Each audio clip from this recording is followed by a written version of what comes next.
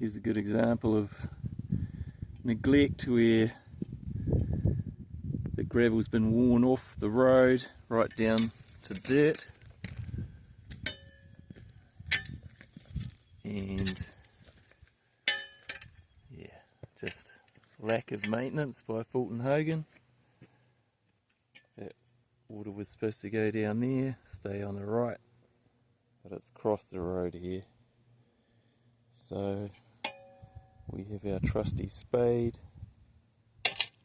We're going to spend about 10 minutes here digging this, because it's not easy digging gravel like that, but this is what we got to do if we don't want our vehicles wrecked. It's Motu Road for you, Fulton Hogan, Gisborne District Council, bunch of wankers.